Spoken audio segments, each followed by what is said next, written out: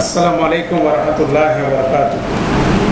আলহামদুলিল্লাহি রাব্বিল আলামিন ওয়াসসালাতু ওয়াসসালামু আলা আশরাফিল আমবিয়া ওয়াল মুরসালিন নবিয়ানা মুহাম্মদ ওয়া আলা আলিহি ওয়া সাহবিহি আজমাইন। রব্বি ইশরাহ লি সাদরি ওয়া ইয়াসসির লি আমরি ওয়াহলুল উকদাতাম মিন লিসানি ইয়াফকাহু কাওলি। আলহামদুলিল্লাহ। আমরা ইনশাআল্লাহ আজকে সূরা আত-তুর এর আলোচনা শুরু করব। গত সেশনে আমরা সূরা আয-যারিয়াত কমপ্লিট করেছিলাম, তো এই সিরিজে আমরা এর পরের সূরাটাই আজকে ইনশাআল্লাহ শুরু করতে যাচ্ছি। তো আমরা গত সূরার আলোচনার সময় আমরা দেখছিলাম যে সূরাগুলোর সাথে একটার সাথে একটা ইন্টারাকশান আছে, একটা যোগাযোগ আছে। আমরা বলছিলাম যে 50 থেকে 56 নম্বর আয়াত, এটা বলা যায় একটা সিরিজ। এই সিরিজের মধ্যে কতগুলো জিনিস সিমিলার জিনিস আছে, সেগুলো আমরা আবার একটু দেখে আমরা এই আলোচনাটা শুরু করতে যাচ্ছি। যেমন এখানে সূরাগুলোর শপথ নিয়ে শুরু হয়েছে। সূরা আয-যারিয়াতে আমরা দেখছিলাম ওয়ায-যারিয়াতি যারওয়া, এখানে যেমন ওয়াত-তুর, এখানেও সিরিজ অফ শপথ আছে। তো এর বাইরে যে জিনিসটা আছে, এই 50 থেকে 56 নম্বর এই সূরাগুলো, প্রতিটা সূরায় কোরআন সম্পর্কে একটা ইউনিক বর্ণনা, অনন্য একটা বর্ণনা আছে। যেমন সূরা 50 নম্বর সূরা কফের মধ্যে আছে কফ ওয়াল কোরআনিল মাজিদ। তারপরে 51 নম্বর সূরা আয-যারিয়াতে যখন আসছি, তখন এখানে 23 নম্বর আয়াতে আল্লাহ ইন্টারেস্টিংভাবে বলছেন ফাওয়া রাব্বিস সামাওয়াতি ওয়াল আরদ, আকাশ জমিনের রবের শপথ, ইন্নাহু নিশ্চয়ই এটি লা হাক্কুন, অবশ্যই সত্য, মিসলা মা আন্নাকুম তান্তিকুন। এই কোরআনের কথা বলছে, এটা যা বলছে সেটা এমনভাবে সত্য যেভাবে তোমরা নিজেদের সাথে পরস্পর কথা বলো। তাহলে সেখানেও আরেকটা ডাইমেনশনে কোরআন সম্পর্কে বর্ণনা আসছে। আমরা যে সূরা তুর আলোচনা করব ইনশাল্লাহ, এখানেও আমরা দেখব প্রথমে ওয়াত-তুর ওয়াল কিতাবিল মাসতুর ফি রাক্কিন মানশুর, এই 3টা আয়াতের মধ্যেও কোরআনের একটা সুন্দর রেফারেন্স আছে, সেটা আমরা রিভিল করার চেষ্টা করব। পাশাপাশি যারা কুফর করে তারা বলছিল যে রাসূলুল্লাহ সাল্লাল্লাহু আলাইহি ওয়াসাল্লামকে বলছিল আম ইয়াকুলুনা তাকাওয়ালাহু, যে তিনি এটা কি নিজে নিজে রচনা করছেন। ঠিক আছে, তখন তাদেরকে চ্যালেঞ্জ দেওয়া হয়েছে যে তোমরা যদি মনে করো নিজে নিজে রচনা করছে, তাহলে তোমরা রচনা করে নিয়ে আসো। তারপরে সূরা নাজমের মধ্যে ইন্টারেস্টিংভাবে 2টা বর্ণনা আছে, কিভাবে আল্লাহ সুবহানাহু ওয়া তাআলা রাসূলুল্লাহ সাল্লাল্লাহু আলাইহি ওয়াসাল্লামকে ওহী প্রেরণ করেছেন, সেটার বর্ণনা প্রথম কয়েকটা আয়াতের মধ্যে আছে। তারপর পাশাপাশি তিনি কিভাবে মেরাজে যে ওহী গ্রহণ করেছেন সেটার বর্ণনাও আছে। দ্যাট মিনস কোরআন সম্পর্কে এটার আরেকটা ইন্টারেস্টিং বর্ণনা সূরা নাজমের মধ্যে পাবেন। সূরা কামারের মধ্যে একটা আয়াত ওয়ালাকাদ ইয়াসসারনাল কোরআন লিয-যিকর ফাহাল মিল মুদ্দাকির, এই আয়াতটা 4 বার এসছে কোরআন সম্পর্কে, এটাও একটা ইন্টারেস্টিং রিমেম্বার। সূরা আর রহমানে সরাসরি কোরআন শব্দটা না আসলে জিকির শব্দটা এখানে বারবার এসছে, যে সূরা আর রহমানে আসছে কি আর রহমান আল্লামাল কোরআন, আর রহমান তিনি কোরআন শিক্ষা দেন, এটাও আরেকটা বর্ণনা এখানে এসছে। তারপর সূরা ওয়াকিয়ার মধ্যে আপনার 75, 76 নম্বর, 77 নম্বর আয়াতে দেখবেন, সেখানে আকাশের নক্ষত্ররাজির পথ যে ডিসপ্লে, যে প্রদর্শন, সেটার সাথে কোরআনের একটা সুন্দর কম্প্যারিজন করেছেন। ফালা উকসিমু বিহি মাওয়াকিন নুজুম ইন্নাহু লাকাসামু লাউ তাআলামুনা আযীম ইন্নাহু লা কোরআনুল কারীম। আকাশের নক্ষত্ররাজি যেভাবে দেখা যায়, যেভাবে পথ দেখায়, ঠিক একইভাবে কোরআনও পথ দেখায়, এরকম একটা সুন্দর ডাইমেনশনাল আলোচনা আছে। তাহলে দেখলাম যে 50 থেকে 56-এর মধ্যে সিরিজ অফ আয়াতের সূরার মধ্যে কোরআনের এক রকম সুন্দর সুন্দর ডেসক্রিপশন এখানে আছে। সেই ধারাবাহিকতা আমরা সূরা আত-তুরের মধ্যেও আমরা এটা দেখার চেষ্টা করব। প্রথম 3টা আয়াতে এটা সুন্দর একটা বর্ণনা আছে। এরপর আসি আরেকটা ইউনিক বিষয় আছে, সেটা হচ্ছিল জিকির, কনসেপ্ট অফ জিকির এবং এটার প্রগ্রেশন এই সূরাগুলোর মধ্যে আছে। যেমন 50, 56 দুইটা সিমিলার, আবার 51, 52, 53, 54, 55 এগুলোর মধ্যে আরেক রকম স্টাইল আছে। যেমন আমরা 51 নম্বর আয়াত নিয়ে শুরু করি, এখানে আমরা পড়ছি অলরেডি ওয়াযাক্কির ফা ইন্না যিকরা তানফাউল মুমিনিন। রাসূলুল্লাহ সাল্লাল্লাহু আলাইহি ওয়াসাল্লামকে আল্লাহ বলছেন তুমি স্মরণ করাও, নিশ্চয়ই এই স্মরণের মধ্যে যারা মুমিন তাদের জন্য বেনিফিট আছে। এটা একটা সুন্দর কনসেপ্ট, আমরা অনেক সময়ব্যাপী এটা আলোচনা করেছিলাম। এই সূরার মধ্যে আমরা যেটা আলোচনা করব, সেখানে আল্লাহ একই জিনিস আরেকভাবে বলছেন, ফাযাক্কির, এখানে ওয়াযাক্কির, এখানে ফাযাক্কির। অতএব তুমি স্মরণ করাও ফামা আন্তা বি নেমাতি রব্বিকা বিকাহিনীন ওয়ালা মাজনুন, তোমার রবের নেয়ামতের দরুন তুমি গণকও না, তুমি মাজনুনও না, তুমি জিনগ্রস্তও না, অতএব তুমি তাদেরকে স্মরণ করাও। এটা আরেকটা জিকিরের আরেকটা কমান্ড এখানে বলা হচ্ছে। সূরা নজমের মধ্যে বলা হচ্ছে ফাআরিদ আন মান তাওয়াল্লা আন যিকরিনা, যারা আমাদের জিকির থেকে স্মরণ করে তাদেরকে তুমি কি করো, পরিহার করো। এটাও একটা ইন্টারেস্টিং কনসেপ্ট এখানে জিকির সম্পর্কে বলা হচ্ছে। তারপরে সূরা কমরের মধ্যে ওয়ালাকাদ ইয়াসসারনাল কোরআন লিযযিকির, কোরআন এবং জিকির শব্দটা পাশাপাশি উচ্চারিত হচ্ছে, সেটাও আরেকটা কনসেপ্ট জিকির সম্পর্কে বলা হচ্ছে। তারপর সূরা আর রহমানে একটা আয়াত 23 বার আয়াত রিপিটেড হয়েছে, ফাবিআইয়ি আলাহি রাব্বিকুমা তুকাজ্জিবিন। এই আয়াতটা ওয়ান সেট অফ জিকির মানে হচ্ছে স্মরণ করা, বারবার একটা আয়াত স্মরণ করা হচ্ছে যে তোমাদের রবের কোন আয়াতকে তোমরা, কোন নিদর্শনকে তোমরা কি করতে পারো, অস্বীকার করতে পারবো। তারপর আল্লাহ সিরিজ অফ নিদর্শন ওখানে বর্ণনা করছেন, এটাও একটা ইন্টারেস্টিং বিষয়। এবার 56 নম্বর আয়াতে একটা আয়াত ডুপ্লিকেট হয়েছে, 74 এবং শেষ আয়াতটা 94, 96 আমরা দেখি ফাসাব্বি বিসমি রাব্বিকাল আযীম। এখানে ফাসাব্বি বিসমি রাব্বিকাল আযীম, এটা হচ্ছে হায়েস্ট ফর্ম অফ জিকির, আল্লাহর তাসবিহ করা, এটা হচ্ছিল সবচেয়ে হায়েস্ট লেভেল অফ জিকির, সেটা বর্ণনা হচ্ছে 56। ঠিক একইভাবে যদি 50 নম্বর আয়াতে আসেন, সেখানে আল্লাহ কি বলছেন, ফাসবির আলা মা ইয়াকুলুনা ওয়াসাব্বি বিহামদি রাব্বিকা কাবলা তুলুইশ শামসি ওয়া কাবলাল গুরুর ওয়ামিনাল লাইলি ফাসাব্বিহু ওয়া আদবারা সুজুদ। এখানে সাব্বাহার কথাটা, তাসবির কথাটা বলা হচ্ছে। তাহলে এটা হচ্ছে হায়েস্ট ফর্ম অফ জিকির, 50 বর্ণিত হচ্ছে, 56 বর্ণিত হচ্ছে। আর মাঝখানের আয়াতগুলোতে 5টা সূরার মধ্যে এটার বিভিন্ন রকম ডাইমেনশন এখানে বর্ণিত হয়েছে, এটাও একটা কনসেপ্ট অফ জিকির। তাহলে আমরা এগুলো এই জন্য বলছি যে আমরা এখানে যেটা আল্লাহ বলছেন এটার সাথে অন্যান্য আয়াতগুলোকে কি করব, র্যালি করব, মানে এটাকে কানেক্ট করব। তার ফলশ্রুতিতে আমরা কোরআন কীভাবে কোরআনকে এক্সপ্লেন করে সেই কনসেপ্টটা আমরা বুঝতে পারবো। তাহলে এটাও একটা ইন্টারেস্টিং রিলেশনস আছে এই সূরার আশেপাশের সূরাগুলোর সাথে। তারপর দেখবেন এই 56 পর থেকে 57 থেকে 66 এগুলো মাদানী সূরা, এখানেও তাসবির কথা খুব সুন্দরভাবে সাব্বাহা লিল্লাহি মা ফিস সামাওয়াতি ওয়াল আরদ, এই আয়াতগুলো কন্টিনিউয়াসলি ওখানে আসছে। দ্যাট মিনস এটাও একটা ইন্টারেস্টিং প্রগ্রেশন, যেটা আমরা বলি কনসেপ্টগুলো, জিকিরের কনসেপ্টগুলো বলা হচ্ছে, তারপর কীভাবে এগুলো প্রগ্রেস করে অন্যান্য সূরায় যাচ্ছে, একটাই কনসেপ্ট বারবার ফিরে আসতেছে, সেটাও একটা বিষয় আমরা খেয়াল রাখার চেষ্টা করব। এরপর আসি, আমাদের এই সূরার কন্টেন্টকে আমরা কয়েকটা ভাগে ভাগ করতে পারি। যেমন এখানে আমরা একটা স্ট্রাকচার বলি ABCD, আবার ABCD নিচ থেকে এবং উপর থেকে একটা সিমিলারিটি আছে। যেমন আমরা প্রথমে দেখব যে আল্লাহ কতগুলো আয়াতে আল্লাহর নিদর্শন বর্ণনা করছেন, গ্রেট সাইন্স। হ্যাঁ, তারপরে আল্লাহ বলছেন যে সাইনকে যারা ডিনাই করবে তাদের জন্য কঠিন আযাব আছে, পানিশমেন্ট দ্যাট ইজ কামিং, সেটার বর্ণনা আছে। তারপরে আল্লাহ বর্ণনা করতেছেন পিপল হু রিজেক্টিং, যারা এই আল্লাহর সতর্কবাণীকে আয়াতসমূহকে অস্বীকার করতেছে, তারা অবশ্যই এটার কনসিকুয়েন্স ফেস করতে যাচ্ছে, এটার একটা বর্ণনা আছে। তারপরে মিডল সেকশনে বর্ণনা হচ্ছে পিপল অফ জান্নাহ, জান্নাতের মানুষদের কথা বর্ণনা করা আছে, যারা মুত্তাকিন তারা জান্নাতে যাবে এবং জান্নাতে তারা কি এনজয় করবে সেটার কিছু বর্ণনা আছে। পাশাপাশি সেখানে এই সূরার মধ্যে একটা ইন্টারেস্টিং বর্ণনা আছে, সেটা হচ্ছিল জান্নাতে বসে তারা পৃথিবীর জীবন সম্পর্কে কনভারসেশন করবে তাদের সাথে, পৃথিবীতে তাদের সাথে কি হতো, এটার একটা সুন্দর বর্ণনা আছে। মিডল সেকশনটা হচ্ছিল জান্নাতের বর্ণনা এবং জান্নাতবাসীরা তারা যা এনজয় করছে সেটার বর্ণনা আছে। পাশাপাশি তারা পৃথিবীতে কীরকম অবস্থা ছিল সেটা তারা আলোচনা করছে, সেই জিনিসটাও আছে। তারপরের সেকশনে বলা হবে people give there reasons of rejection, এটা একটা ইন্টারেস্টিং বিষয়টা আমরা মানে বিস্তারিত আলোচনা করব।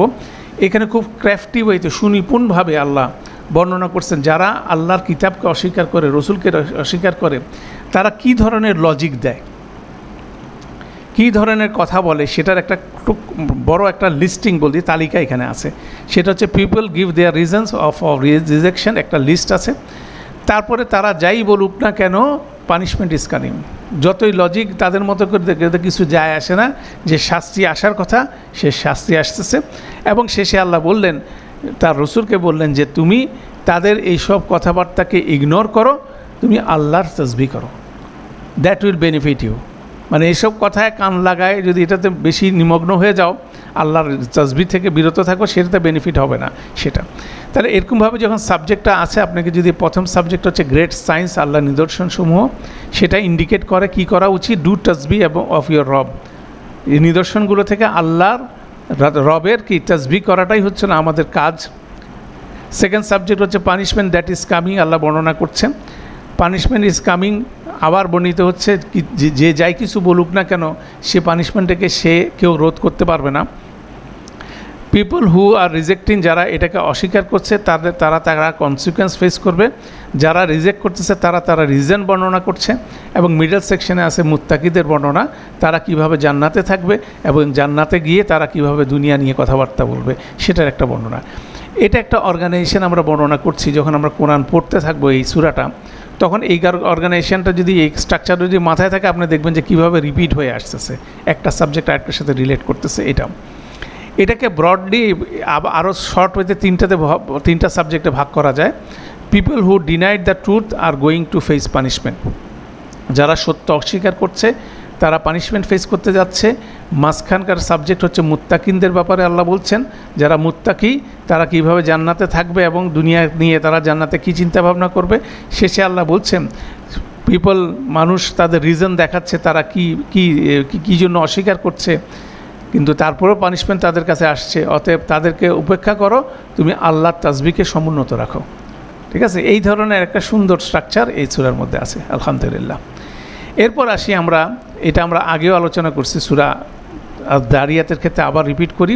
সূরা আয-যারিয়াত এবং সূরা আত-তুর একই রকম সাবজেক্ট প্যারালেলি ডিল করছে, সেটার ডেমনস্ট্রেশনটা আমরা দেখব। যেমন এখানে আয-যারিয়াতে প্রথম ওত আছে 1 থেকে 4 নম্বর আয়াতে, সূরা তুরে 1 থেকে 6 নম্বর আমাদের ওত আছে। ওত মানে হচ্ছিল শপথ নিয়ে আল্লাহ বলছেন কথা, ওয়ায-যারিয়াতি যারওয়া, এখানে ওয়াত-তুর ওয়াল কিতাবিন মাসতুর, যে শপথ নিয়ে বলছেন। দুই জায়গার শুরু হয়েছে শপথ দিয়ে। তারপর সেকেন্ড সাবজেক্ট জারিয়াতে ছিল জাজমেন্ট ইজ কামিং, বিচারের দিন আসিতেছে। এখানে দেখবেন বিচারের দিন আসিতেছে। তারপরে অবিশ্বাসীদেরকে বর্ণনা করা হচ্ছে, জারিয়াতের থার্ড সাবজেক্ট। এখানেও অবিশ্বাসীদের বর্ণনা হচ্ছে আর তুরের থার্ড সাবজেক্ট।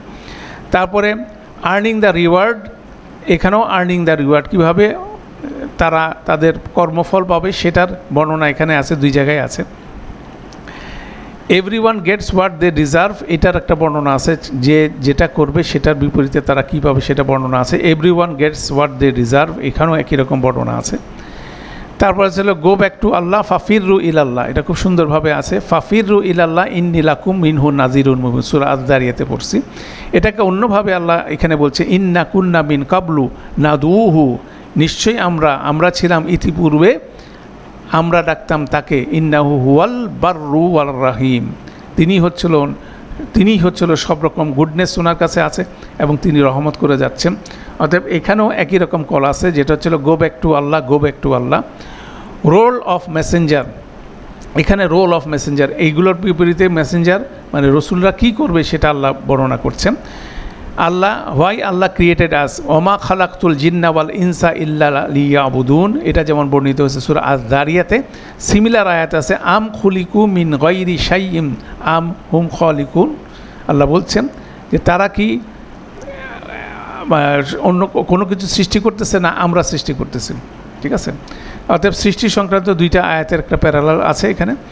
তারপরে আছে হচ্ছে আল্লাহর মাইট এবং ইন্ডিপেন্ডেন্স বর্ণিত হচ্ছে, যেমন এখানে হচ্ছে ইন্নাল্লাহা হুয়া রাজ্জাকু যুল কুওয়াতিল মতিন, এখানেও বর্ণনা হচ্ছে আম লাহুম ইলাহুন গায়রুল্লাহ সুবহানাল্লাহি আম্মা ইউশরিকুন।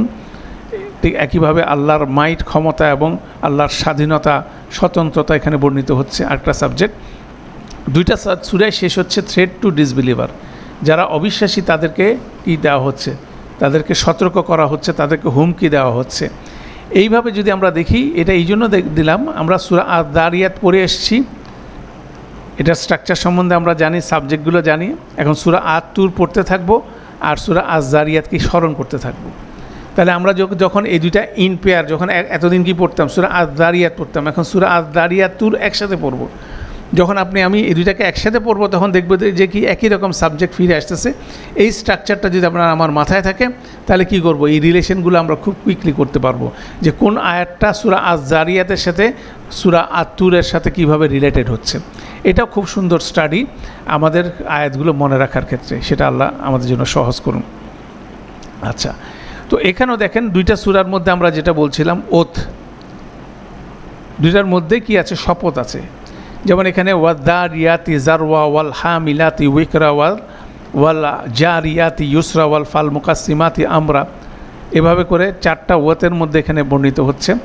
এখানে ওয়াত-তুর ওয়া কিতাবিন মাসতুর ফি রক্কিন মানশুর ওয়াল কিতাবিল মা'মুর ওয়াস সাকফিল মারফু ওয়াল বাহরিল মাসজুর, এভাবে 6টা আয়াতের মধ্যে ওতের বর্ণনা আছে। এখানে একটা ইন্টারেস্টিং বিষয় আছে, আমরা আলোচনা করব যখন, যেহেতু আয-যারিয়াত আমরা আলোচনা করে এসেছি, আমরা একটা জিনিস দেখি।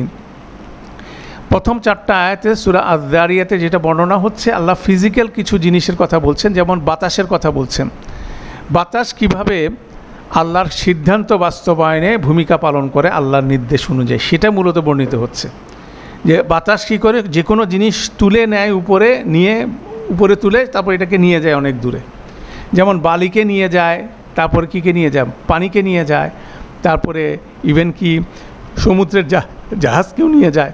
এই 3টা জিনিসের মাধ্যমে কি করে, ফাল মুকাসসিমাতি আমরা, আল্লাহর সিদ্ধান্তগুলোর বাস্তবায়ন করে। যেমন বাতাস ঘূর্ণিঝড়ে পরিণত হয়, ধ্বংস করে। বাতাস পানি তুলে নিয়ে যায়, বিভিন্ন জায়গায় বৃষ্টি হয়, সেটার মাধ্যমে কি রিজিকের ডিস্ট্রিবিউশন হয়। জাহাজে করে বিভিন্ন জায়গার পণ্য এক জায়গা থেকে আরেক জায়গায় চলে যায়, সেখানে রিজিকের ডিস্ট্রিবিউশন হয়। দ্যাট মিনস এটা একটা নিয়ামকের মতো কাজ করে। এটা কে করে, বাতাস করে, কার নির্দেশে করে, আল্লাহর নির্দেশে করে। এই নির্দেশটা এবং রব এই কাজটা করায়। অতএব আল্লাহর এই বড় ধরনের মাস্টার প্ল্যানের মধ্যে আমরা আছি। অতএব সেটা ইন্ডিকেট করে কি, যে আল্লাহ যেটা বলতেছে সেটাই সত্য ঘটতে যাচ্ছে। ইন্নামা তুআদুনা লা সাদিক ওয়া ইন্নাদ-দীনা লা ওয়াকি। অতএব 4টা কসমের সাথে আমরা জবাবুল কসমের একটা লিঙ্ক পেয়েছি। এটা ফিজিক্যাল একটা বর্ণনা আসে, কিন্তু এখানে যখন আমরা ওয়াত-তুর ওয়া কিতাবিন মাসতুর ফি রক্কিন মানশুর, এই আয়াতগুলো বলা হচ্ছে, এখানে ফিজিক্যাল এন্টিটির কথা বলা হচ্ছে, বাট এগুলোর এক্সপ্লেনেশন ভিন্ন। তুর বলতে যে পাহাড়ের কথা বলা হচ্ছে সেটা অন্য কিছু ইন্ডিকেট করতেছে, কেন এই তুর পাহাড়ের মধ্যে মুসা আলাইহিস সালামের সাথে আল্লাহ কথা বলছেন। অতএব এখানে কিন্তু কিতাবের দিকে ইন্ডিকেট করা হচ্ছে। এটা কিন্তু ওরকম এক্সপ্লেনেশন না যেভাবে ওয়াদ-দারিয়াতি যারওয়া, ওরকম এক্সপ্লেনেশন না, এটা হচ্ছে ভিন্ন এক্সপ্লেনেশন। এখানে যে জিনিসটা বর্ণিত হবে সেটা হচ্ছিল আল্লাহর কিতাব সম্পর্কে বর্ণিত হবে, যেটা হচ্ছে মানুষের স্পিরিচুয়ালিটি। আকাশ থেকে বৃষ্টি নেমে আসে, এর বিপরীতে রিজিক যেমন হয়, মানুষের ফিজিক্যাল রিজিক যেমন আসে দুনিয়াতে, আকাশ থেকে রেভিলেশন নেমে আসে, ওহি নেমে আসে, এটার বিপরীতে মানুষের স্পিরিচুয়াল আপব্রিঙ্গিংটা হয়, মানুষ আধ্যাত্মিকভাবে আলোকিত হয়। অতএব মানুষের 2 ধরনের ফিডিং দরকার, যেমন তার খাদ্য দরকার, তার স্পিরিচুয়ালিটি দরকার, তার মানসিক এবং মানে আধ্যাত্মিক উন্নয়নের জন্য কিন্তু সাপোর্ট দরকার। সেটা হচ্ছিল কি, কোরআন মজিদ। অতএব এই ধরনের 2টা কন্ট্রাস্ট আছে। সূরা আয-যারিয়াতে বলতে পারেন একটা ফিজিক্যাল বিষয় বর্ণিত হচ্ছে, আর সূরা আত-তুরের মধ্যে আমরা দেখব স্পিরিচুয়ালিটির বর্ণনা আছে, সেটা আমরা ইনশাল্লাহ ফার্দার এক্সপ্লেইন করব। এখন আসেন প্রথম শব্দটা নিয়ে আমরা আজকের ক্লাসটার প্রথম পার্ট শেষ করব ইনশাল্লাহ। এটা নিয়ে নেক্সট ক্লাসে আলোচনা হবে। আত-তুর, আত-তুর বলতে শাব্দিকভাবে যদি আপনি বলেন, আত-তুর মানে পর্বত বা পাহাড়। এটার প্রতিশব্দ হচ্ছে জিবাল। জিবাল শব্দটা ব্যবহার হয়েছে কোরআন মজিদে, আত-তুর শব্দটা ব্যবহার হয়েছে। কিন্তু জিবাল বলতে যে কোনো পাহাড় পর্বত মনে হয়, কিন্তু আত-তুর যখন বলা হয় তখন কিন্তু সাধারণ পাহাড় মনে হয় না। সেটা হচ্ছিল সেই তুর পর্বত যেখানে আল্লাহ সুবহানাহু ওয়া তাআলা মুসা আলাইহিস সালামের সাথে কথা বলেছিলেন। এই জিনিসটাই কিন্তু আমাদের মাথায় খেলে, তাই না? যদিও তুর শব্দের অর্থ পর্বত, কিন্তু এটার হচ্ছিল কি, ওই তুরটাকে কিন্তু সবার মাথায় আসে। এটা হচ্ছে একটা পারসেপচুয়াল বিষয়। সেই জায়গা থেকেই আমরা এটা আলোচনা করার চেষ্টা করব। কেন ওয়াল জিবাল বলতে পারতেন আল্লাহ, কেন বললেন ওয়াত-তুর? দ্যাট মিনস এই তুরটার সাথে ওইটার একটা রিলেশনটা করার জন্য এটা করছেন। তা ওয়া কিতাবিন মাসতুর যখন আসতেছে, তাহলে তুর পর্বত, কিতাবুন মাসতুর, দ্যাট মিনস তুর পর্বতে তাওরাতের কিতাব নাজিল হয়েছে, অতএব এটা কিন্তু ওইভাবে রিলেট করা যায়। তাহলে এই আর তুর একটা ইম্পর্টেন্ট শব্দ। আচ্ছা, এই তুর শব্দটার এমন একটা ট্রেডিশন, এই ট্রেডিশন সম্পর্কে ইহুদি, খ্রিস্টান এবং মুসলিম তিনজনেরই কি ভার্সন আছে, ঠিক আছে? ইহুদি খ্রিস্টানদের একটা ভার্সন আছে, মুসলিমদের ভার্সন আছে, কোরআনিক ভার্সন আছে। তা আমরা সেই জিনিসগুলো আজকে বোঝার চেষ্টা করব যে এখানে কোথায় কি বলা আছে। আপনি সহজে সূরা এই ইহুদি খ্রিস্টানদের কি ভার্সনটা আছে এটা উইকিপিডিয়ার মধ্যে আপনি এটা দেখতে পারেন। উইকিপিডিয়ার একটা লিঙ্ক আছে, আপনি ইন্টারনেটে যদি যান এই উইকিপিডিয়ার লিঙ্কের মধ্যে এই ভার্সনটা আপনি পাবেন। এইভাবে দেখেন ছবি আছে যে মুসা আলাইহিস সালামের একটা ছবি তারা বানায়, সেখানে 10 কমান্ডমেন্টের যে ফলকটা আছে সেটাকে উঁচা করে ধরে আছেন, তাই না? তারপরে পানি আসতেছে, বিভিন্ন জায়গা থেকে পানি আসছে, সেটার একটা বর্ণনা আছে। এই ধরনের কিছু বর্ণনা আছে। তো আমরা এখান থেকে হাইলাইটের কিছু জিনিস আমাদের টেক্সটের মধ্যে আমরা দেখার চেষ্টা করি। এখানে এটাকে তারা তুর পর্বত বলে, এটাকে মাউন্ট হর্ব, এটাকে তারা মাউন্ট হর্ব বলে, HOREB, হর্ব, এই নামে তাদের টেক্সটের মধ্যে এটা পরিচিত। এটা মাউন্টেন অফ ইলহাম, ইলহিম মানে হচ্ছিল ইলহিম, এটা হিব্রুতে আল্লাহ শব্দের অর্থ হচ্ছে ইলহিম, এটা তাকে আল্লাহ শব্দটাকে এই নামে বলে। তাহলে এটা হচ্ছে আল্লাহর পর্বত হিসেবে তারা বলে। মাউন্ট অফ ইয়াহিয়া, এটাও কিন্তু একই শব্দে ব্যবহার হয়। মাউন্ট সিনাই, এটাই হচ্ছিল সবচেয়ে পরিচিত নাম, ঠিক আছে? মাউন্ট সিনাই এটা হচ্ছিল পরিচিত নাম। অনেকেই তাদের স্কলারদের মধ্যে অনেকে বলে যে মাউন্ট সিনাই এবং হার্ব হচ্ছে একই পর্বত, একই জায়গাকে ইন্ডিকেট করা হচ্ছে। আবার এটার মধ্যে ডিফারেন্স অফ অপিনিয়ন আছে, অনেকে বলছে না দুইটা আলাদা জিনিস, এটাও একটা অপিনিয়ন তাদের মধ্যে আছে। তো এই পর্বতের মধ্যে কি হয়েছিল, তাদের মধ্যে এই পর্বতে মুসা আলাইহিস সালাম 10 কমান্ডমেন্ট আল্লাহর কাছ থেকে ওহীপ্রাপ্ত হয়েছেন, এটা তারা বলে। ফলকের মধ্যে আল্লাহ 10 কমান্ডমেন্টস দিয়েছেন, এটা হলো তাদের একটা অপিনিয়ন, এটা কমনলি সব জায়গায় আছে। পাশাপাশি এটাকে বলা হচ্ছে কি, এখানে যেমন আমাদের story the story of Moses and the burning Bush, এই স্টোরিটাও এখানে আছে। দ্যাট মিনস যেটা আমাদের কোরআনে বর্ণিত আছে যে তিনি দেখছেন যে দূরে আগুন দেখে সেখানে গেলেন, ওই ধরনের একটা বর্ণনাও কিন্তু তাদের মধ্যে আছে। এবং তারা যেটা বলছে যে তারা এতটুকু বলছে, when Moses was upon the rock of Horeb he strikes the rock and obtain drinking water from the rock. That means এটাও কোরআনে সূরা বাকারার মধ্যে বলা আছে। বনি ইসরাইল কাউম যখন পানির ক্রাইসিসে ছিলেন তখন একটা পাথরের উপর বাড়ি দিয়ে সেখানে 12টা ঝর্ণা আসছে, সেটারও ওয়ান ফর্ম অফ বর্ণনা তাদের আছে। কিন্তু তারা বলতেছে এই ঘটনাটা ঘটছে ওই হার্বের মধ্যে, ওই পর্বতটার মধ্যে ঘটছে, এটা হচ্ছিল তাদের ভার্সন। হ্যাঁ, তাহলে এইরকম পর্বতটা ওই পর্বতের সম্পর্কের সাথে এটাকে তারা রিলেট করছে। তারপরে যে ইন্টারেস্টিং বিষয় হচ্ছিল যে দুইটা ঘটনা, আমাদের ট্রেডিশনের একটা ঘটনা হচ্ছে কি, মুসা আলাইহিস সালাম কোথায় চলে গেছিলেন? মাদাইনে চলে গেছিলেন, ওখানে বিয়ে করলেন। বিয়ে করে ওখান থেকে কি করলেন? ওখান থেকে ফিরে যখন আসলেন, ওনার শ্বশুরের সাথে ওনার যে চুক্তি ছিল 8 থেকে 10 বছর ওনার সাথে থাকতে হবে, সেই চুক্তি সম্পূর্ণ করার পরে উনি আবার মিশরের দিকে ফিরে আসছিলেন। তখন মাঝপথেই এই তুর পর্বতে উনি উঠেন, আগুন দেখে সেখান থেকে কোনো রকম ডিরেকশন পাওয়া যায় কি না। সেখানে আল্লাহর সাথে ওনার কনভারসেশন হয় এবং সেখান থেকে আল্লাহ ওনাকে বলেন ইজহাব ইলা ফেরাউন, ফেরাউনের কাছে যাও। ওনাকে কতগুলো সাইন দেন, হ্যাঁ, নিদর্শন দেন। ওখান থেকে সেগুলো নিয়ে ওনারা কোথায় চলে যাচ্ছেন? মিশরে চলে আসেন। তারপর মিশরের সাথে ফেরাউনের সাথে যা কিছু ঘটার পরে সমুদ্র বিভক্ত হয়ে বনি ইসরায়েল কাউমকে নিয়ে উনি আবার ফিরে আসলেন, এই পাশে চলে আসলেন। এসে তাদেরকে নিচে রেখে তিনি পর্বতে গেলেন আল্লাহর সাথে কনভারসেশনের জন্য। ওইটাও কিন্তু তুর পর্বতের কথা বলা হচ্ছে, একই পর্বত। তাহলে প্রথমবার ওনার একটা ভিজিট ছিল, সেকেন্ড টাইম আর একটা ভিজিট হলো। এবং এখান থেকে বলা হয় ওখান থেকে আদেশ পাওয়ার পরেই ওনাদেরকে আদেশ করা হলো কি কেনানে যাওয়ার জন্য, জেরুজালেমে যাওয়ার জন্য ওনাদেরকে আদেশ করা হলো। দ্যাট মিনস এই পর্বত থেকে কি বিভিন্ন ধরনের অভিযান ওনাদের জীবনে ছিল। প্রথম অভিযান ছিল এই পর্বত থেকে মুসা আলাইহিস সালামের ফেরাউনের কাছে ওনারা গমন করলেন। ফেরাউন থেকে পরাজিত করে ওনারা আবার এই পর্বতে ফেরত আসলেন। এই পর্বত থেকে আবার ওনাদেরকে নির্দেশ দেওয়া হলো কোথায় যেতে? জেরুজালেমে যাওয়ার জন্য। অতএব এই পর্বতটা তাদের জন্য একটা এইভাবে সিগনিফিকেন্স, এই জিনিসটাই তারা বলে you have dwelt along enough at this mountain turn and take your journey. এখান থেকে তোমার বিভিন্ন ধরনের জার্নি হচ্ছে, সেই কনসেপ্টটাও তারা এখানে বলে। ঠিক আছে, এটাও একটা তাদের কমন জিনিস। তারপরে the Lord our God made a covenant with us in herb.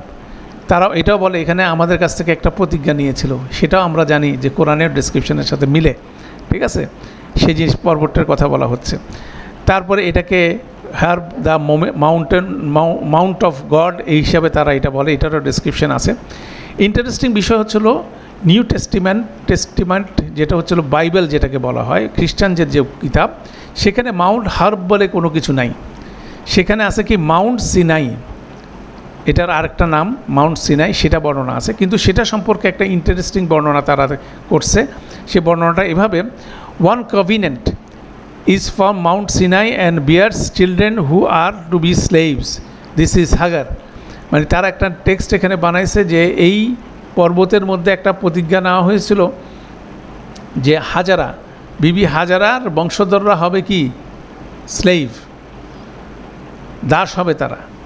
এবং সেটাকে কিভাবে আরবে মাউন্ট সিনাই ইন আরব মানে সাফা মারওয়ার সাথে লিঙ্ক করে একটা টেক্সট বানায় তারা বলার চেষ্টা করতেছে যে বিবি হাজারার গর্ভ থেকে যে বংশধর তৈরি হয়েছে সেটা হচ্ছিল দাসের বংশধর, ওটা হচ্ছিল দে আর ইনফেরিয়ার, অতএব তাদের থেকে সুপিরিয়ার হচ্ছিল কি বনি ইসরায়েলের বংশধর। এই কনসেপ্টগুলো তারা এই জায়গায় ঢুকাইছে, যেটার কোনো অথেন্টিক বর্ণনা কোনো জায়গায় নাই। তারা কিভাবে কিতাবকে পরিবর্তন করছে, আল্লাহ কোরআন মজিদেই বলছে যে তারা কিতাবকে পরিবর্তন করছে। এটা ওয়ান অফ দি এক্সাম্পল হচ্ছে নিউ টেস্টামেন্টের মধ্যে এই পাহাড়কে ঘিরে তারা এই ধরনের একটা টেক্সট রচনা করছে।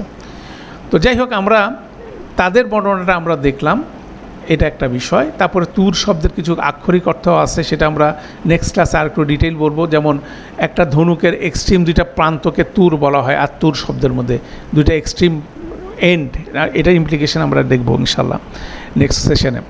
তো আমরা এখন যে জিনিসটা দেখব, যে জিনিসটা আমরা যে প্রথম কথাটা, সেটা হলো দুইটা জার্নি।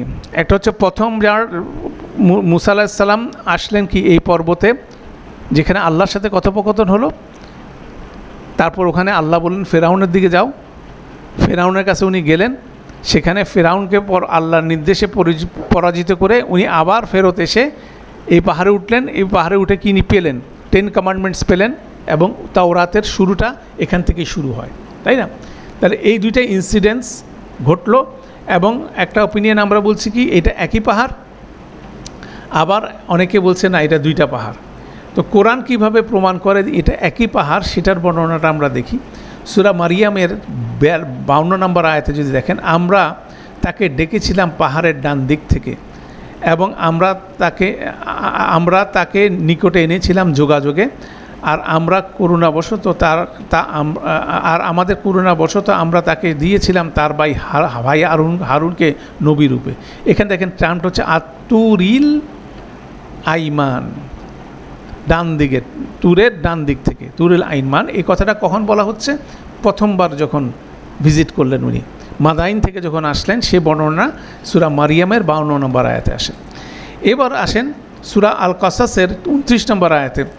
অতঃপর মুসা যখন মেয়াদ পূর্ণ করলেন এবং তার পরিবার সহ যাত্রা করলেন, দ্যাট মিনস মেয়াদ পূর্ণ করলেন মানে ওনার শ্বশুরের সাথে যে এগ্রিমেন্টটা ছিল সেটা পূর্ণ করলেন এবং পরিবার নিয়ে রওনা দিলেন।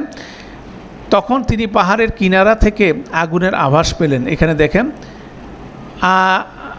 আনাসা মিন জানিবিত তুর নারান, দ্যাট মিনস পাহাড়ের কিনায়। এটা হচ্ছিল সেই যখন উনি ওই একই কাহিনী প্রথমবার উনি যখন ভিজিট করলেন, সেই জিনিসটাকে এখানে বলা হচ্ছে। এটা সূরা কাসাসের 29 নম্বরে একই বর্ণনা। এরপর আসেন সূরা তোহার 80 নম্বর আয়াতে বলা হচ্ছে, হে বনি ইসরায়েল বংশধরগণ, আমরা নিশ্চয়ই তোমাদের উদ্ধার করেছিলাম তোমাদের শত্রু থেকে, মানে ফেরাউনের কবল থেকে। আল্লাহ বলছেন তোমাদেরকে আমরা উদ্ধার করেছিলাম, আর আমরা তোমাদের সঙ্গে একটি ওয়াদা করেছিলাম পর্বতের ডান পার্শ্বে, এবং তোমাদের নিকট আমরা পাঠিয়েছিলাম মান্না এবং সালওয়া। তাহলে এটা কি ফেরাউন থেকে উদ্ধার হওয়ার পরে সেখানেও দেখেন এখানে আতুরিল আইমান, একই তুরের কথা বলা হচ্ছে। দ্যাট মিনস এটা ফেরাউনের থেকে উদ্ধারপ্রাপ্ত হওয়ার পরে তাহলে ওই একই পর্বতের কথা বলা হচ্ছে। এবং এটাকে বলা হচ্ছে ইজ নাদাহু রব্বুহু বিল ওয়াদিল মুকাত্তাসি তুয়া, এটা সূরা আন-নাজিয়াতের মধ্যে আছে। সেখানে হচ্ছে এই উপত্যকা বলছে, এই উপত্যকার একটা নাম আছে, এই তুরের পাহাড়ের উপত্যকার নাম হচ্ছে, সেটা হচ্ছিল মুকাদ্দেসি তুয়া। তাহলে এই কয়টা আয়াত থেকে প্রমাণ হয় যে এটা হচ্ছিল একই জায়গা, মানে দুইটা হলো একই ইনসিডেন্সের জায়গা। এটা একটা ইম্পর্টেন্ট ইনফারেন্স আমরা বলতে পারি। এখন আসেন একটা জিনিস আমরা বোঝার চেষ্টা করব, এটা বুঝতে পারলেই আলহামদুলিল্লাহ আমাদের আজকের ক্লাসের টার্গেট আমরা অ্যাচিভ করব। সেটা হচ্ছে রাসূলুল্লাহ সাল্লাল্লাহু আলাইহি সাল্লাম এবং মুসা আলাইহিস সালামের মধ্যে প্যারালালস, মানে আল্লাহ সুবহানাহু ওয়া তাআলা বিভিন্ন সময় রাসূলুল্লাহ সাল্লাল্লাহু আলাইহি সাল্লামকে মুসা আলাইহিস সালামের কাহিনী বলে কি অভয় দিচ্ছেন, শক্তি দিচ্ছেন, প্রশান্তি দিচ্ছেন। এই জিনিসগুলো কন্টিনিউয়াস ফেনোমেনা কোরআন মজিদের মধ্যে। এটা একটা গুরুত্বপূর্ণ কনসেপ্ট। তো কনসেপ্টগুলো যদি আমরা একটু করে আলোচনা করি, যে ওনারা উভয়ই কি একটা মিশন প্রাপ্ত হয়েছেন, তাই না? ওনাদের কি ছিল? রিসালাতের একটা কি মিশন ছিল।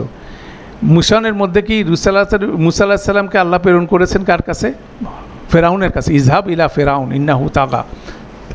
রাসূলুল্লাহ সাল্লাল্লাহু আলাইহি সাল্লামকে মক্কার কুরাইশদের প্রতি প্রেরণ করেছেন। এবং দুইটার ক্ষেত্রে দেখেন ওনারা এই ইনস্ট্রাকশন পাইছেন কোথা থেকে?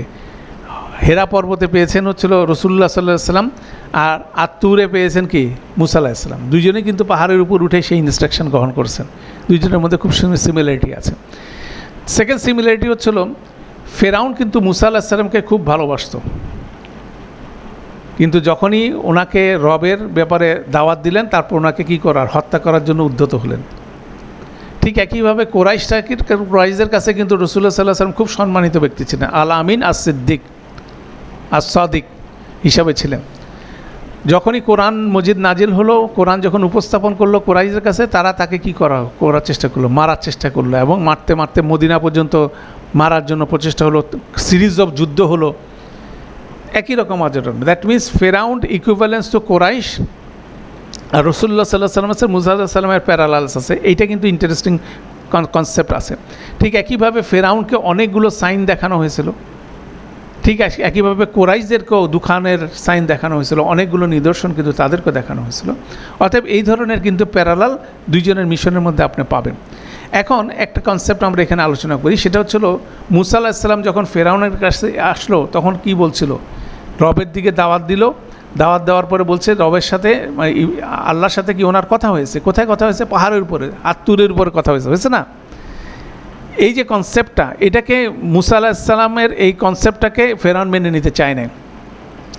সেজন্য ফেরাউন কি কনভারসেশন করেছেন সেটা আমরা দেখি সূরা কসাসের 38 নম্বর আয়াতে। আর ফেরাউন বলল, ও হে প্রধানগণ, তোমাদের জন্য আমি ছাড়া আর কোনো উপাস্য আছে বলে তো আমি জানি না। সুতরাং হে হামান, তুমি আমার জন্য ইট পোড়াও, তারপর আমার জন্য একটি উঁচু দালান তৈরি করো। হয়তো আমি মুসার উপাস্যের সন্নিকটে উঠতে পারবো, তবে আমি অবশ্যই তাকে মিথ্যাবাদীদের একজন বলেই জ্ঞান করি। দ্যাট মিন্স মুসা আলাইহিস সালাম তুর পর্বতের উপরে উঠে আল্লাহর সাথে কথা বলছেন, অতএব সে কি কম? অতএব সে তখন বলছে, হামানকে ডেকে বলছে, আমি পাহাড়ের উপর না, আমার জন্য পাহাড় বানানো হবে, আমার জন্য মই বানানো হবে, তুমি এখানে বড় কিছু বানাও, তারপর আমি মুসার রবের সাথে যাই কি আমি কথা বলবো। দ্যাট মিন্স আমি তারই ইকুইভ্যালেন্স, তিনিও একজন মুসার রব, আমি হচ্ছিল তোমার রব। মানে এই ধরনের অধ্যত্ত আচরণ তার মধ্যে ছিল, সে কোনোভাবে এটা মেনে নেয় না এবং সেটাকে কটাক্ষ করছিল এইভাবে। সূরা গাফিরের 36 নম্বর আয়াতে একই রকম বর্ণনা আছে। আর ফেরাউন বলল, হে হামান, আমার জন্য একটি মিনার তৈরি করো যাতে আমি পথ পেতে পারি। উদ্দেশ্য কি? সে এরকম একটা পাহাড় বানাবে নিজের মতো করে এবং সে মুসার রবের সাথে যায় কনভারসেশন করবে সমকক্ষ হিসেবে। সেই ধরনের একটা মানসিকতা তার মধ্যে ছিল। তারপরে আবার সূরা গাফিরের 37 নম্বর আয়াতে যদি আমরা একই সাবজেক্টে দেখি, এটা ছিল 36, এরপরে 37 নম্বর আয়াতের কন্টিনিউশন এভাবে, মহাকাশমণ্ডলীর পথ যাতে আমি মুসার উপাস্যের প্রতি দৃষ্টিপাত করতে পারি, কিন্তু আমি নিঃসন্দেহে তাকে মিথ্যাবাদী মনে করি। আর এইভাবেই ফেরাউনের জন্য চিত্তাকর্ষক করা হয়েছিল তার কাজের মন্দ দিকটা, আর তাকে নিবৃত করা হয়েছিল পথ থেকে। আর ফেরাউনের ফন্দি ধ্বংসের মধ্যে ছাড়া আর কিছুই নয়। দ্যাট মিনস সে চ্যালেঞ্জ করছিল আমি একটু ওরকম তুর পর্বত চেয়ে বড় বড় পর্বত বানাবো, সেটার উপরে তার রবের সাথে কথা বলতে যাব এবং দেখব যে ওখানে কোনো রব নাই, আমিই হচ্ছে রব, অতএব সে হচ্ছে মিথ্যাবাদী।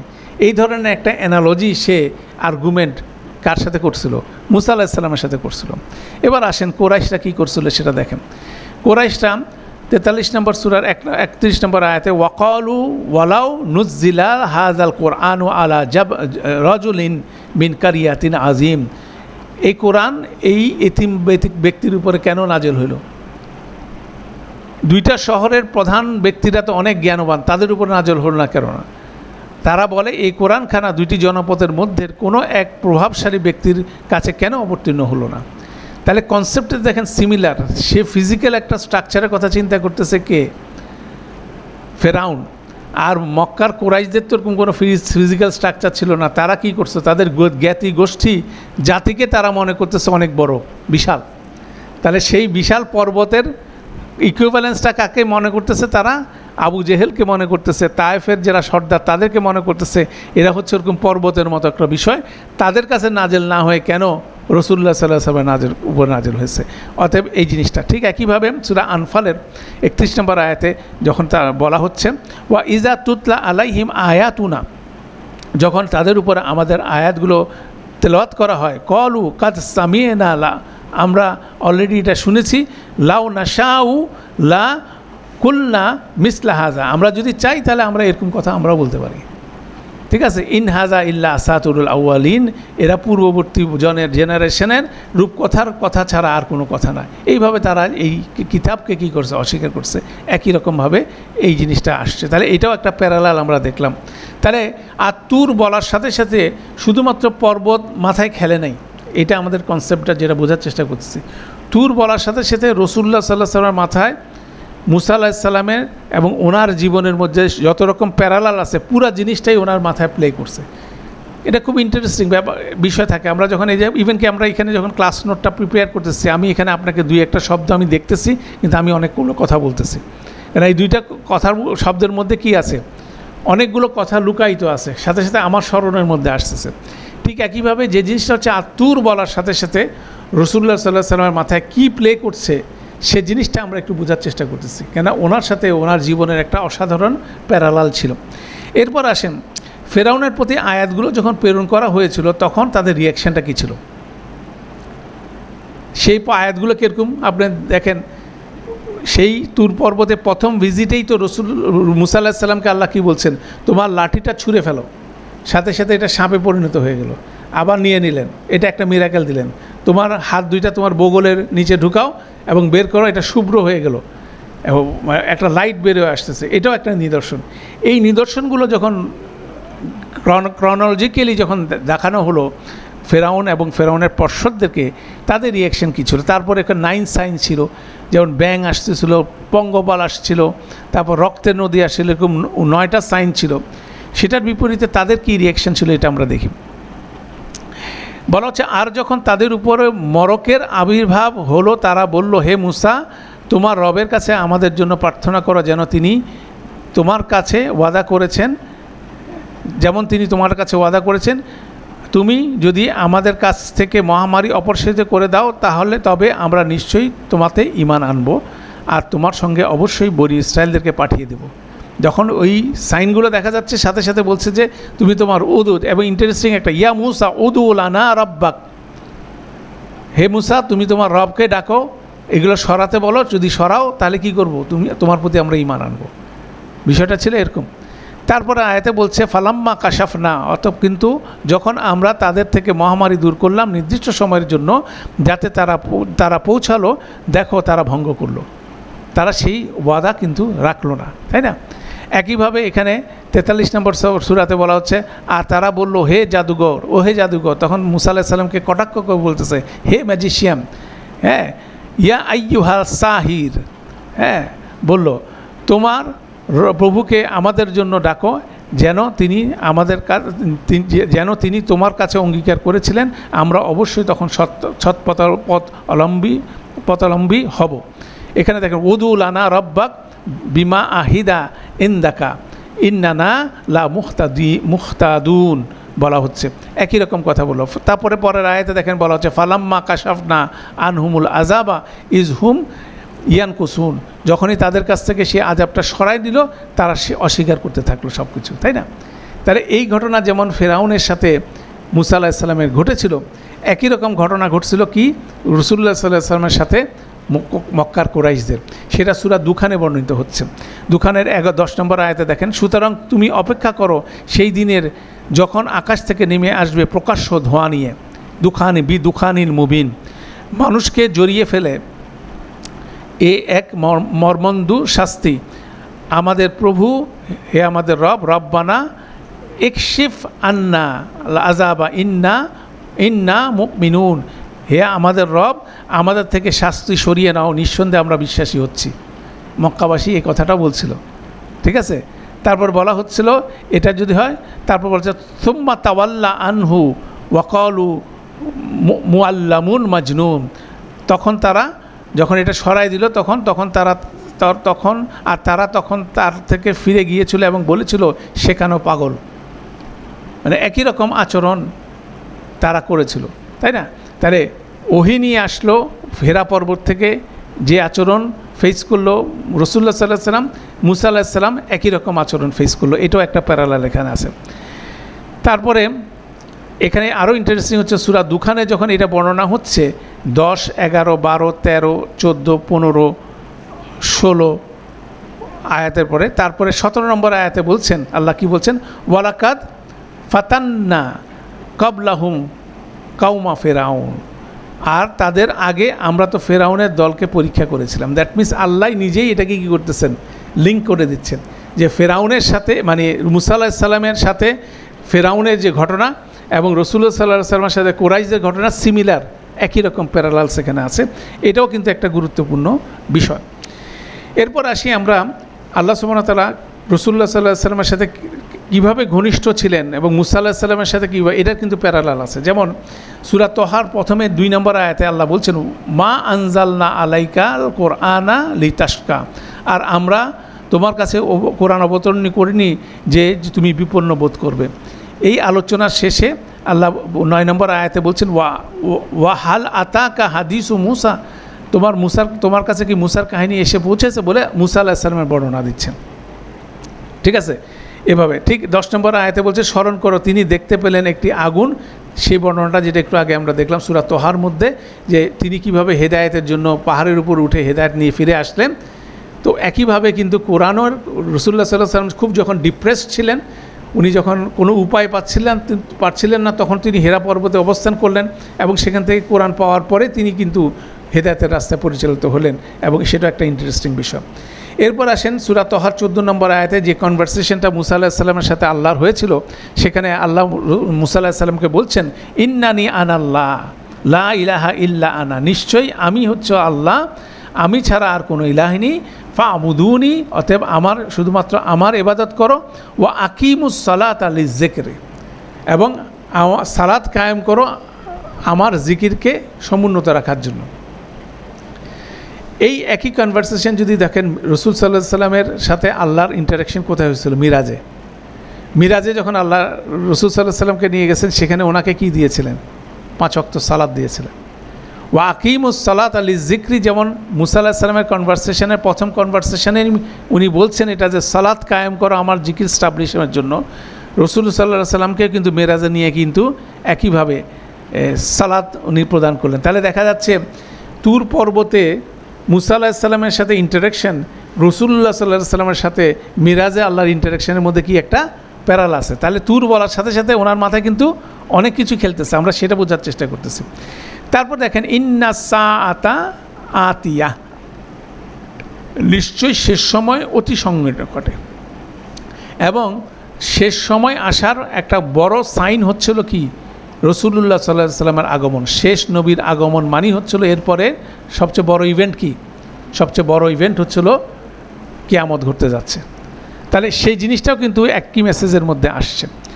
তারপর দেখেন এখানে সূরা তহার সেই আলোচনার মধ্যে কন্টিনিউ করতেছে, সেখানে বলা হচ্ছে লিনুরিকা মিন আয়াতিল কুবরা, এই জন্য যে আমরা তোমাকে আমাদের বড় বড় নিদর্শন দেখাতে পারি।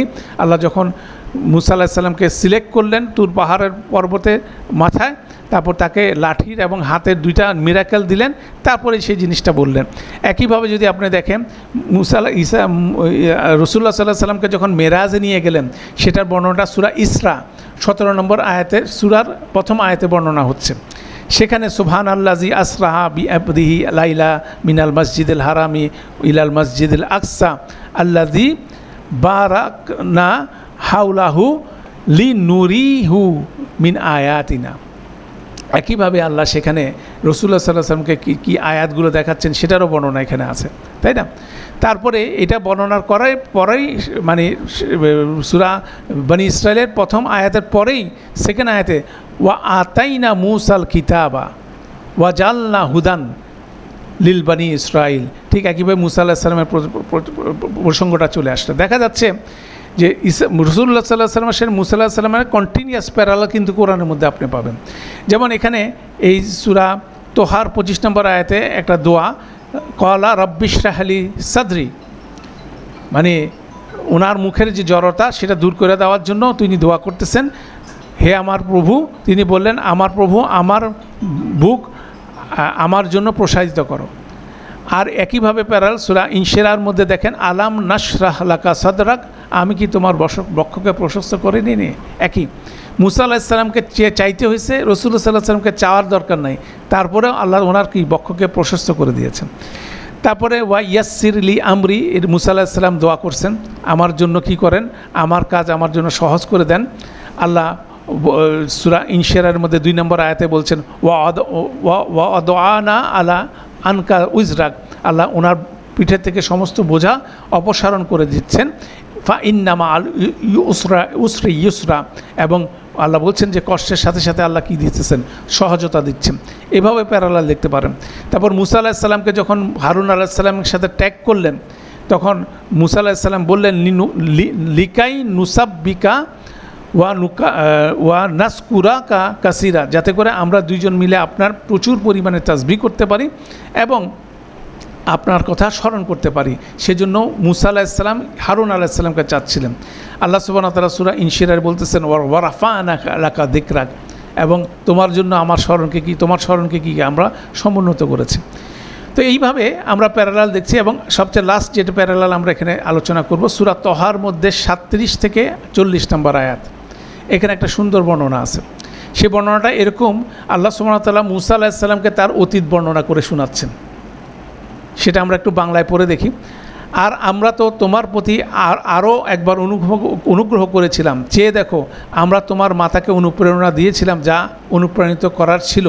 এই বলে তাকে একটি সিন্দুকের মধ্যে রাখো, তারপর এটিকে পানিতে ভাসিয়ে দাও, তারপর নদী তাকে তীরে ভেরাবে, তাকে নিয়ে যাবে আমার এক শত্রু ও তারও শত্রু, আর আমি তার উপরে আমার তরফ থেকে ভালোবাসা অর্পণ করেছিলাম, আর যেন তুমি আমার চোখের সামনে প্রতিপালিত হতে পারো। চেয়ে দেখো তোমার ভগ্নী হেঁটে চলেছিল, তখন সে বলল আমি কি আপনাদের জন্য দেখিয়ে দেব তাকে যে তার ভার নিতে পারে। ফলে তোমাকে আমরা ফিরিয়ে দিলাম তোমার মায়ের কাছে, যেন তার চোখ জুড়ায় আর সে যেন পরিতাপ না করে। আর